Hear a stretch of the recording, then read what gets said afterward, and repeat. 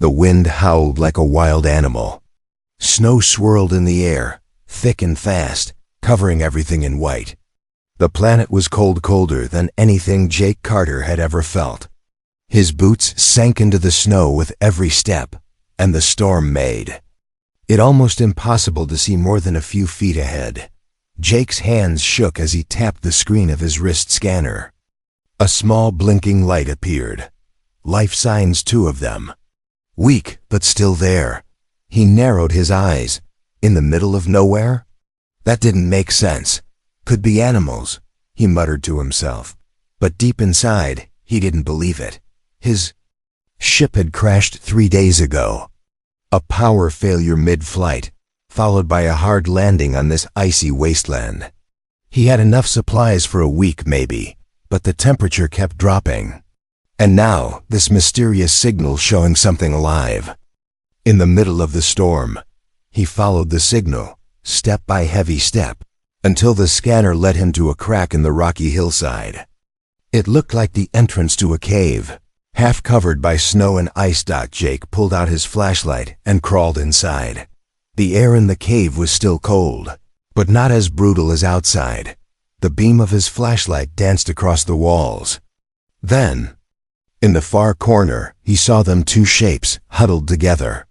A woman and a child. His heart stopped. The woman was not human. Her skin had a faint silver blue tone, glowing slightly in the dark. Her long hair was tangled, her clothes torn and thin. She held a small girl tightly in her arms, wrapping her body around the child like a shield. Jake stepped closer, slowly. "Hey," he said gently, "I'm not here to hurt you." The woman didn't respond. Her eyes were closed. Her body trembled with cold. The child looked even worse, small face pale, lips blue. Jake dropped his bag and pulled out his thermal blanket. He wrapped it around both of them. Their skin felt like ice. He took off his outer jacket and placed it over the child. He could feel the girl's weak breath against his hand. "Please don't die," Jake whispered. After a few minutes, the woman stirred. Her eyes opened, just a little. They were large, purple, and filled with fear. "Who?" she croaked. "I'm human," Jake said. "You and your daughter. You were dying out here." She looked at him, confused, then down at her child. Her face twisted in pain. "Lumi, is that her name?" Jake asked. The woman nodded weakly. She hasn't eaten in days." Jake opened a food pack from his bag and carefully placed a nutrient stick near her mouth. She tried to take a bite, but was too weak. He broke it into small pieces and helped her eat. "What's your name?" he asked. She hesitated. "Solari." "All right, Solari. I'm Jake. We're going to get through this. But you need to stay awake, okay?" She nodded slowly, her hand still holding Lumi close. Jake looked around the cave. The ceiling was low, and the walls were covered in frost. It wasn't safe, but it was shelter. For now, he lit a small emergency heater and placed it near them. The warmth spread slowly, just enough to stop the freezing. As he worked, Solari spoke again, her voice weak but serious. "You should leave. They're looking for us." Jake looked up. "Who?" Solari closed her eyes. "Frost hunters." Jake frowned. He had heard stories an alien faction known for hunting survivors, especially women and children from weaker races. They took prisoners or left bodies behind. No one ever escaped them. "I'm not leaving you," he said firmly.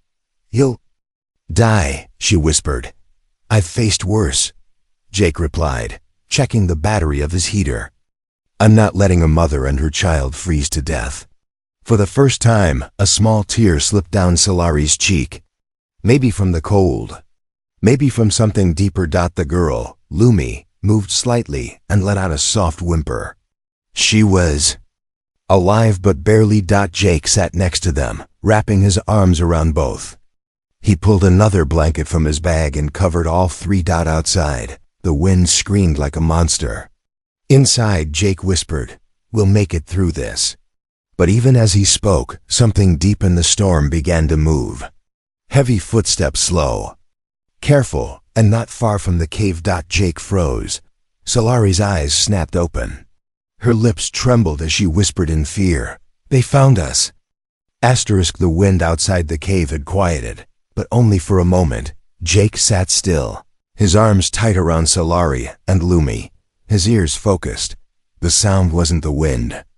It was footsteps crunching slowly through the deep snow. Heavy, methodical. Not human. Solari's breath quickened. "Frost hunters," she whispered. "They track by heat, sound, even fear." Jake's grip tightened on the small knife at his belt. It wasn't much, but it was all he had. His gun had been damaged in the crash, and his flare launcher was nearly out of charges. He moved closer to the mouth of the cave, crouching low behind a rock. The snow was falling lighter now, giving him a clearer view of the frozen valley outside. And there, barely visible through the curtain of white, he saw movement. Tall figures, at least 3, covered in thick armor made of ice-like plating. Their eyes glowed blue in the dim light, scanning the ground like wolves. One of them bent down, sniffing the snow. Then, it pointed directly toward the cave. Jake ducked back inside. "They know," he said quietly. "We have maybe 2 minutes." Solari tried to stand, but her knees gave out. "If they find us, they'll take Lumi first," she said, her voice shaking. They don't let children live." Jake's jaw tightened. He wasn't a soldier. He wasn't a hero. Just an engineer, a scout who got stranded on a ruined planet. But somehow, hearing that made something boil inside him. "I'm not letting them touch her," he said. He scanned the cave quickly, eyes landing on an old mining crate in the corner, rusted, but intact. A few metal rods inside, some broken wires. A chunk of unstable power cell. He grabbed them all. Solari watched with confusion as Jake used his multi-tool to strip the wires, connect them to the cell, and shove the mess into the crate. Then he rigged the flare launcher as a trigger. "What are you doing?" she asked, making a surprise. He dragged the crate near the front of the cave, hiding it behind loose rocks. The footsteps outside grew louder. Jake moved fast. He took Solari and Lumi deeper into the cave, around a bend. He hid them behind a boulder and whispered, "No sound. No light, no movement till it's over." Solari grabbed his arm. "They'll kill you." Jake gave a small smile. "They'll try." Then he returned to the entrance. The storm had gone completely silent now, like the world itself was holding its breath. A tall shadow appeared in the mouth of the cave, then another. The frost hunters entered, their footsteps sending tiny echoes down the stone walls. Jake hid behind the left side of the entrance, holding his breath. The first hunter stepped right, past the crate. Jake fired the flare. Boom! The crate exploded in a flash of fire and sparks. The blast shook the cave, sending chunks of ice falling from the ceiling. One hunter was thrown outside, silent and still. Another screamed in a strange, high-pitched tone, its armor smoking. Jake dashed forward, tackling the last hunter into the snow. They rolled down the slope outside, wrestling. The hunter grabbed Jake by the throat. Its fingers were like metal claws, crushing down hard. Jake gasped, kicking wildly. His hand found a broken shard of rock, and he stabbed it deep into the alien's side. The grip loosened. Jake rolled away, coughing. From above, another scream echoed. A second hunter, still alive, was calling for backup. Jake dragged himself to his feet and limped back toward the cave. Blood dripped from his shoulder where the claws had scraped skin. Solari met him halfway, holding Lumi close. Her eyes went wide, seeing the blood. "You're hurt. We have to move," Jake said, his voice rough. "This place isn't safe anymore." "But there's nowhere to go," Solari said. "We'll freeze out there." Jake hesitated, then remembered something. During his descent, his scanner had picked up signs of an old human supply station, half buried in the mountain range 2 kilometers east. "I know a place," he said. "But we'll have to move fast. and quiet. Solari looked down at Lumi, who was still barely awake. She can't walk. Jake didn't reply. He simply took off his gear pack, wrapped Lumi in his thermal blanket, and strapped her gently to his back. Then he looked Solari in the eye. "You ready to trust a human?" Solari nodded slowly. "You saved my daughter, I'll follow." They stepped out into the cold together. The snow had started falling again, soft and thick. Behind them, the cave still smoked from the blast. Ahead, only darkness. But Jake wasn't afraid anymore. They weren't just running, they were surviving. The wind roared louder now, but Jake didn't stop. His boots crunched through deep snow as he carried Lumi on his back and helped Solari stay close beside him. Every breath felt like glass in his lungs. The cold bit into his skin, sharper than knives. Behind them, the cave was gone, left in smoke, blood, and fire. Ahead, the world was just white. Solari stumbled again. Jake caught her before she fell. "You all right?" She nodded, even though her legs trembled. "Yes, but they'll send more," she whispered. "You wounded their kin. They never forget." Jake looked behind them. No movement yet, but he could feel it like cold eyes watching from a distance. He turned back to the scanner on his wrist. "We're close," he said. "Half a kilometer. The signal's faint, but it's there. Some kind of emergency outpost. Maybe from the last human colony that passed through this sector."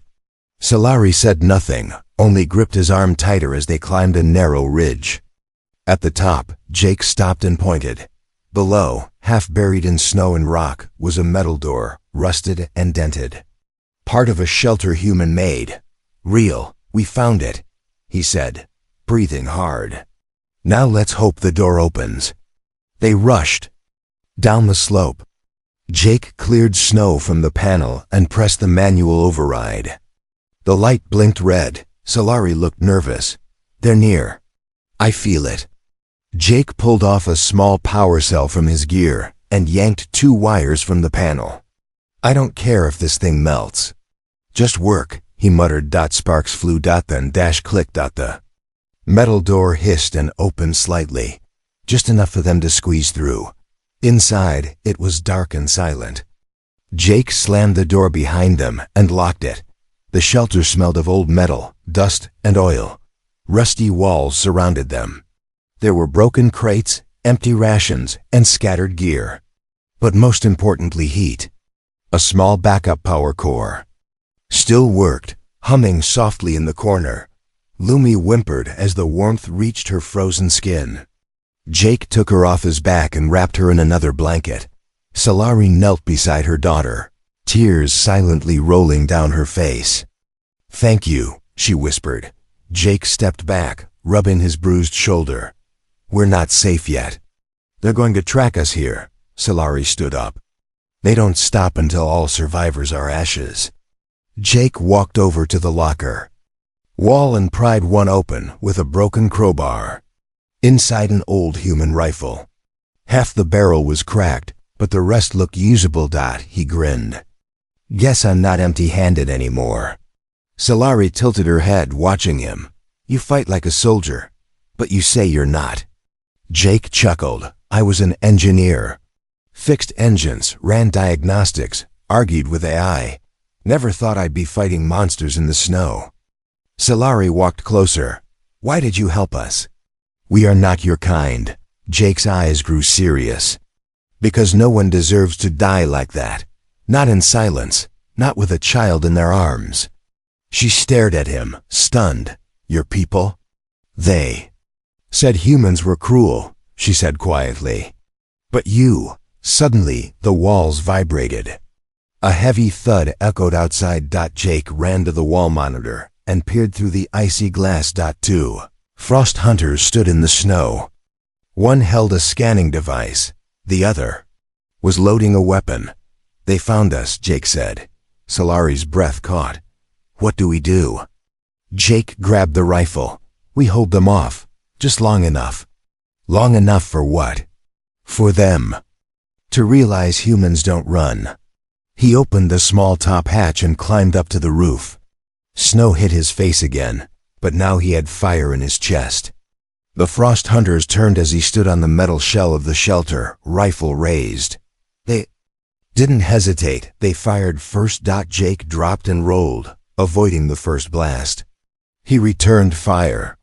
The rifle kicked like a beast, but the shot struck true, blowing off part of one hunter's arm. The other let out a shrill scream and charged. Jake ducked, leapt to the side, and rolled down the snowbank. He fired again, hitting the second one. In the chest, the hunter stumbled, but kept coming. Jake aimed for the head and pulled the trigger. Click. Out of ammo. The frost hunter lunged. But then boom. A hidden fuel canister Jake had tossed earlier exploded, knocking the hunter backward in flames. Solari had triggered it from below. She stood in the hatch now, eyes wide, holding Lumi close. Jake pulled himself back to the roof and looked down at the burning wrecks. Still think humans are weak? He asked with a smirk. Solari looked at the fallen enemies, then back at Jake. No, she said. Now I understand why the stars feared you.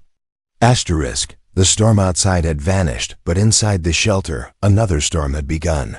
Lumi's tiny chest was barely moving. Her skin was pale, her lips turning gray. She lay motionless in the corner of the room, curled in the blankets Jake had wrapped around her. Solari knelt beside her, whispering her name over and over. Lumi, Lumi, please open your eyes. But the child didn't move. Jake stood frozen. The battle had ended. The frost hunters were dead, burned in the snow, but now he faced something far worse. He had seen wounded soldiers, crashed pilots, and broken machines. But never had he seen a child so still, so close to slipping away. Solari placed her head on her daughter's chest. No breath, she choked. No heartbeat. Jake moved forward slowly. Let me try, he said. Solari looked up at him with wide, wet eyes. You can't. She's not even human. Your medicine won't work. Jake didn't answer.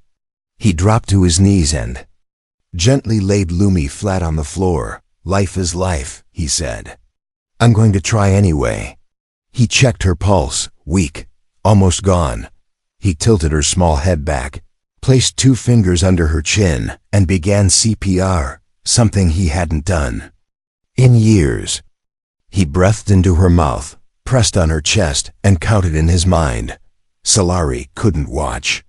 She turned away, covering her mouth as tears fell from her eyes. Jake kept going. Come on, Lumi. Breathe. Just one breath. That's all I need. The minutes dragged like hours. The silence was heavy. Even the shelter seemed to hold its breath. Then Lumi coughed. Just once. But it was enough. Jake sat back, panting. Solari rushed to her daughter and held her close as Lumi's small fingers weakly reached for her mother's face. I thought I lost you, Solari whispered, kissing her forehead again and again. Lumi opened her eyes slowly. Mama. Warm. Jake smiled, wiping his forehead. She's not out of danger, but she's alive. Solari turned to Jake, stunned. You brought her back. I remembered something, Jake said. My sister. When she was 5, she almost drowned. My father gave her CPR. It looked just like this. I thought maybe alien lungs aren't so different. Solari stared at him. Our story said humans were destroyers, but you gave her life. Jake didn't know what to say. He looked away, a little embarrassed. You would have done the same for me. No, Solari said gently. I wouldn't have known how. Silence filled the room again. But this time, it was warm. Jake got to his feet. We can't stay long. More hunters will come. We made too much noise. Solari looked around. But where will we go? She can't walk. Jake walked toward the back of the shelter, where another door led into an old utility tunnel. The map on the wall showed a long route that twisted under the mountain and connected to an old cargo zone, a human emergency depot, buried deeper in the rock. If we move now, Jake said, we can reach that depot before nightfall. It's built for survival, might even have a working tower. Solari's eyes lit with hope. You mean, we could send a signal? Jake nodded. If I can boost the signal enough, someone human or alien might hear us. A rescue team. Maybe, or another lost soul like me. Solari gently lifted Lumi into her arms. We'll follow. Jake found an old hover sled in the corner. It was half broken, but it still floated. He attached a power cell from his bag, placed Lumi on it, and wrapped her tightly again. Solari and Jake looked at each other. Not with fear. With something. Deeper trust. As they entered the dark tunnel, the shelter door slid shut behind them. The tunnel smelled like rust and dust. The lights flickered and the air was thick, but it was safer than the open cold. They walked for nearly an hour. Jake led the way with his flashlight, checking every turn. Solari followed silently, cradling Lumi, who slept soundly at last. At one point, Jake stopped. A strange light flickered ahead orange, and lo, he raised his rifle and stepped forward. A section of the tunnel had collapsed, but beyond the rubble, they saw something they hadn't expected. A room, metal walls, clean and glowing. Inside, rows of cryopods. Shelves of emergency gear. A still working terminal on the wall. Jake smiled. Looks like the depot still breathes. Solari stepped inside, amazed. You found us? You brought us here? Jake looked around and nodded. We'll rest here. I'll start working on that tower. But just as he approached the terminal, his scanner buzzed. Multiple life signs. Close. Not friendly. Jake turned slowly to Solari. We're not alone down here. Jake's hand froze above the terminal. The scanner on his wrist kept buzzing faint life signs. Not far away, moving, slow, deliberate. He looked at Solari. She was placing Lumi on a padded bed inside the old depot. The child was asleep again. Her breathing light but steady. Solari noticed the worry on Jake's face. What is it? Jake lowered his voice. There's something here with us. Several somethings. And I don't think they're survivors. Solari went still. Her eyes darted around the room. Jake pointed to a locked hatch on the far side of the chamber. It was sealed tight with heavy bolts, the kind used to protect from external threats. But the scanner said the signals were inside. Behind the walls. Could be drones, Jake whispered. Could be wounded hunters. Or worse, he checked the old computer terminal. Most systems were down, but one emergency tab still worked. Sub-level access. Collapsed tunnels, hazardous area, do not enter. Solari stepped beside him. We cannot stay. Lumi is too weak to run. If they come, Jake nodded. He scanned the map one more time. There was a small emergency shaft, hidden behind the supply racks. It connected to a side tunnel, barely wide enough for 2 people. It had once been a maintenance path, meant for wiring crews during the construction of the depot. Jake moved fast, pulling crates aside. Here, this way, quiet. Solari lifted Lumi, still bundled in the thermal blanket. Jake opened the hatch and helped them down first, then climbed in himself, sealing the entrance behind them. Inside, it was pitch black. Only Jake's small light guided the way. The metal walls were narrow, covered in frost. Their footsteps echoed as they moved deeper into the shaft. As they walked, Solari whispered, "What if they're waiting ahead too?" Jake didn't answer, but he was thinking the same thing. Minutes passed like hours. Then a whisper, not from Solari, not from Lumi, from the walls. Jake raised his hand. "Stop!" Everyone went still. The whisper came again. Words twisted and faint. Not in any language Jake knew. But Solari's face turned pale. "I know that tongue," she said. "It's their command call." Jake's voice dropped. "They're in the tunnel." He scanned ahead. The tunnel branched into 2 paths. One led down sharply, the other sloped upward. "What's down there?" he asked. Solari shook her head. I don't know this place. But if it's lower, it may be old tech.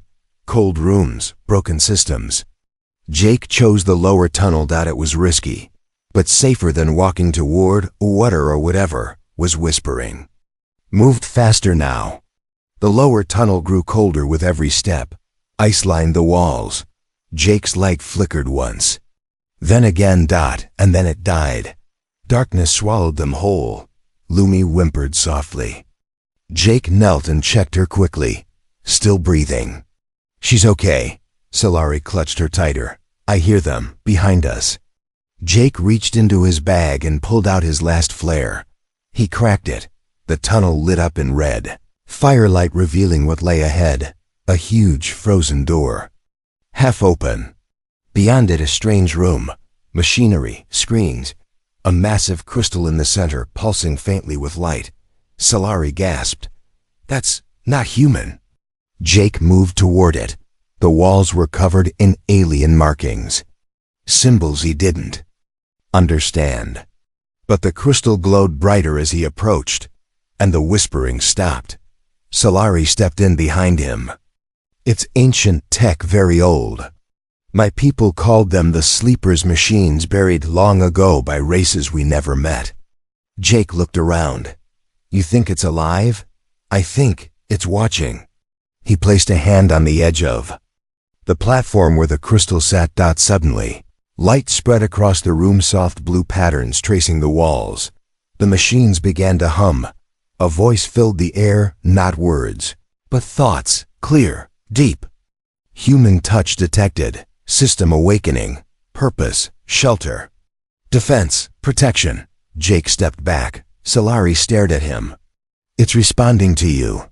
Another flare in the distance lit up the back of the tunnel. Shadows moved. The frost hunters had found them. Jake looked at the glowing crystal. Can it fight? The system responded with a sound like a deep heartbeat. The crystal's pulse became faster. Defense sequence ready. Awaiting authorization. Jake hesitated only a second. Activate. Defense protocol. Priority. Protect mother and child. The lights turned red. Turrets unfolded from the ceiling. The tunnels behind them echoed with howls followed by screams and the crack of energy blasts. The system was fighting back. Jake turned to Solari. Time to go, now. They moved through the room and found a side hatch glowing faint green. An exit. As they climbed out of the hidden chamber, Solari looked back at the room, filled with light and power. That place, it was waiting for someone. Jake nodded. It was waiting for a human. Asterisk. The hatch door closed behind them with a heavy thud. For a moment, there was silence again. Jake leaned against the wall, his chest rising and falling with every breath. His face was pale from exhaustion, but his eyes remained alert. Solari knelt on the cold ground, holding Lumi close. The child was asleep, her skin warmer now, her breathing steady. Whatever the alien system had done, it had worked. The whispers were gone, the hunters were gone. But something deep inside the mountain had awakened. I looked up at Jake. You touched something sacred, and it listened. Jake gave a small nod. I didn't know what it was. Just followed instinct.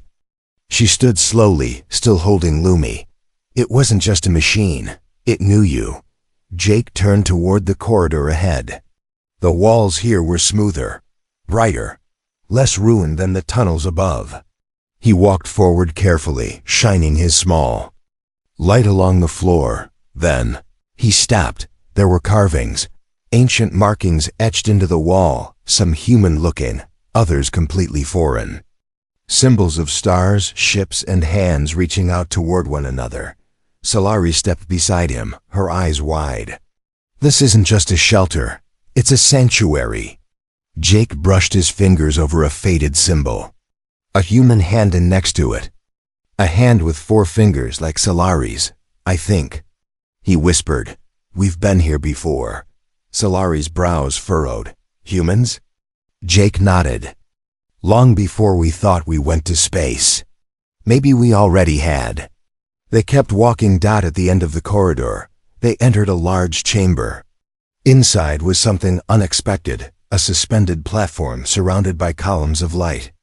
In the center floated a dark orb, cracked but still pulsing. Jake approached it cautiously. Suddenly, the air shimmered and a hologram appeared. It was a human man, tall, with silver hair and military armor. His voice echoed across the chamber. "If you are seeing this, Earth has forgotten us." But we didn't forget Earth. This place was built to hide survivors, and one day, help them find their way back. Jake stared in shock. The hologram continued. "We made a deal with beings older than time. They gave us knowledge but warned you as every gift has a cost."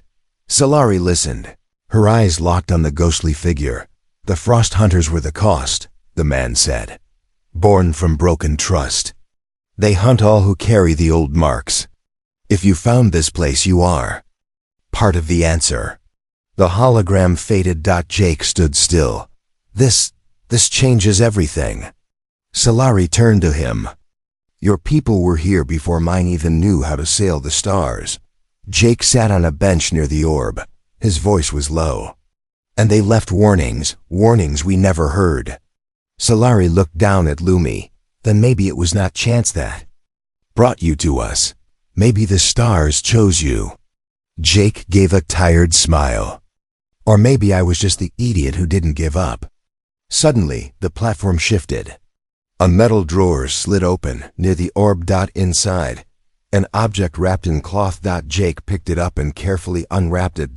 It was a badge, worn and old, but the Earth insignia still shined, and something else, a small chip, blinking faint blue. Jake held it up. His scanner responded instantly. Navigation data detected. Path, Earth via hidden gate. Solari gasped. "A gate?" Jake nodded slowly. "A wormhole jump point. They buried it in this sector. Hidden. Until now." She stepped forward. "You could go home." Jake looked at Lumi, then at Solari. He thought for a long time. "I could," he said. "But I won't." Solari blinked. "Why?" Jake placed the chip in his pocket. "Because there's a war out there. And this gate could help people escape it. Aliens, humans, anyone willing to do better than those hunters ever did." Solari stepped closer. Her voice shook. "You would stay? Help others?" Jake looked at her. "You gave everything for your child." "I'm just doing what feels right." Solari gently touched his arm. "Then you're not just human, you're hope." In that moment, they heard a low hum from behind. Not a threat. A ship. An old, buried launch craft powering up again after all these years. Awakened by Jake's touch. A transport built for deep space, now alive again. Jake looked at Solari. "We're not trapped anymore." Solari held Lumi tightly. "Then let's fly." Not away, but forward. Jake smiled. But as they turned toward the ship, a shadow moved behind the orb. Something still watched them. A single frost hunter larger than any they'd seen had survived, and it was waiting. The old ship hummed louder, lights flickering to life as ancient systems. REBOOT did that. Jake stood in the control bay, staring at the console's display. Launch sequence ready. Life support functional. Gate coordinates locked. For the first time since his crash, there was real hope. Solari stood just behind him, holding Lumi, her daughter, now fully wrapped in soft thermal blankets found in the ship's storage. The little girl was awake, her sleepy eyes watching the glowing panels in wonder. But then, a sound, not a mechanical one, not from the ship. Something heavy dropped onto the metal floor behind them. Thud. Jake turned fast, his body tense. Solari gasped, pulling Lumi closer. From the far shadows of the bay, it stepped out. Not just a frost hunter, a prime hunter, taller than any they had seen. Its armor was black and jagged, cracked from ancient battles. Its eyes burned red, not blue. And across its chest, a twisted symbol, half human, half hunter. A trophy of war, Solari whispered. The last one. Jake raised his rifle, his last energy cell already loaded. Get in the ship, he said. Now, Solari hesitated. Not without you. I said go. Solari ran, carrying Lumi toward the rear entrance. The ship's ramp began to rise.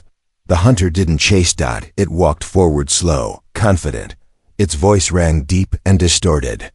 You are the seed, the last spark of their fire.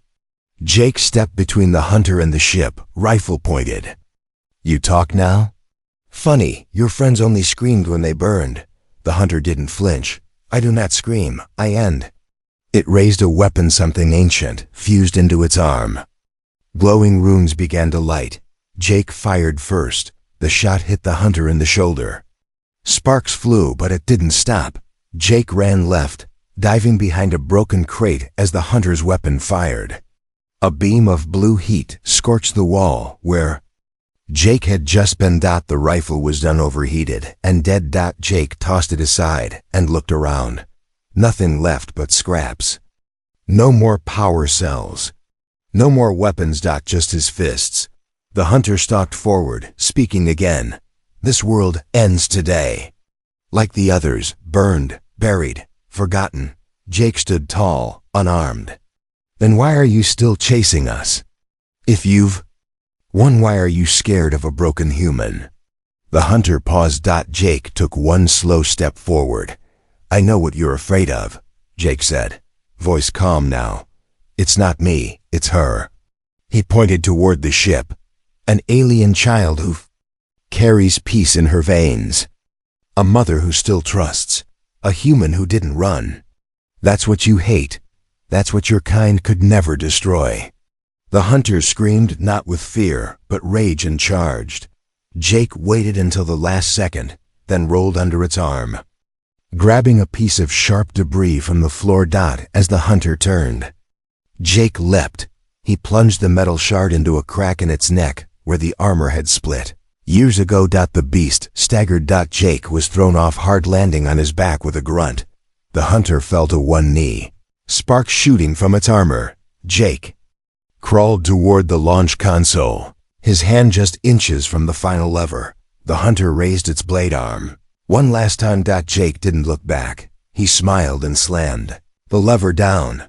The launch engine roared to life. The platform below, the hunter erupted in fire, blasting it upward with a scream as the engine ignited fully. The entire hangar shook. The ship lifted. Slow at first, then faster, piercing through layers of ice and rock. Inside the ship, Solari held Lumi close, tears in her eyes. He stayed behind, she whispered. But then a thud.